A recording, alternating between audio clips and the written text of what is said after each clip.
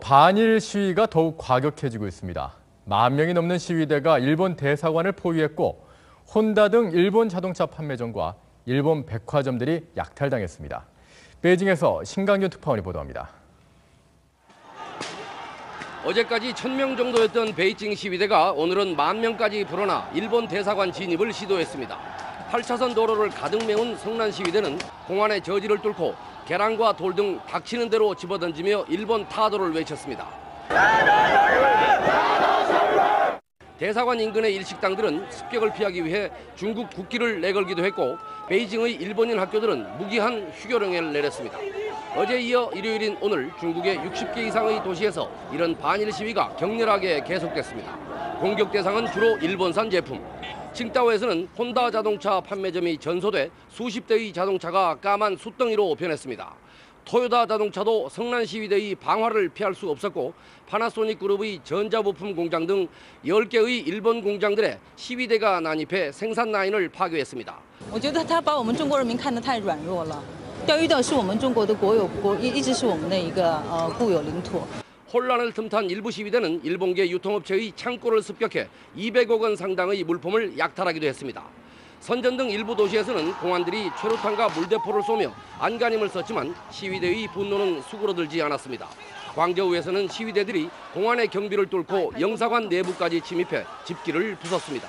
이런 가운데 중국 관영 CC텔레비전은 랴오이따오가 있는 동중국해에서 수십 대의 함정과 전투기들이 합동으로 대규모 군사훈련을 실시하는 장면을 연속 방송했습니다. 중국은 현재 시민들은 시민들대로, 언론과 정부는 그들의 방식대로 일본에 대한 적개심을 한층 고조시키고 있는 양상입니다. 베이징에서 MBC 뉴스 신강균입니다.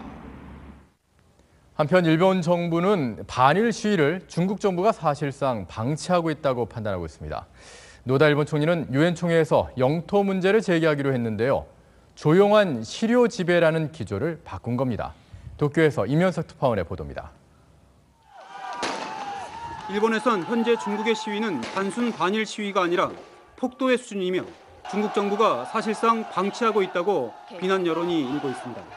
노다 총리는 중국 정부에 일본인과 일본 기업의 확실한 피해 방지 조치를 요구하는 한편 오는 24일 유엔 총회 연설을 통해 영토 문제에 대한 법의 지배를 강조할 계획입니다. 我々は冷静に対応したいと思います。大局観を持って既存とした対応を取り続けます。 센카쿠의 조용한 시료 지배는 이미 어려워졌다고 보고 국제사회에 적극 호소하는 쪽으로 방향을 튼 것으로 풀이됩니다. 당초 일본 정부는 중국 정부가 반일 시위를 적절히 제어할 것으로 봤습니다. 공산당 대회를 앞두고 반일 시위가 반정부 시위로 변질되는 것을 중국 정부는 가장 우려한다고 파악했기 때문입니다. 하지만 시위가 연일 커져가자 중국 정부가 반일 정서를 이용해 센카쿠 국유화 철회 압박에 나선 것으로 일본 정부는 판단하고 있습니다. 중국 내 정확한 기류를 잃지 못했다는 비판이 나오는 가운데 부임 준비 중이던 니시미야 신임 주중대사가 사흘 전 갑자기 쓰러진 뒤 오늘 숨지는 불상사까지 일어났습니다. 겐바 외무상은 자신이 없어도 대처가 가능할 것이라며 호주 방문길에 올랐다가 어제 급히 일정을 앞당겨 귀국했습니다. 현재 일본의 혼선과 당혹감을 상징하고 있습니다. 도쿄에서 MBC 뉴스 임영서입니다.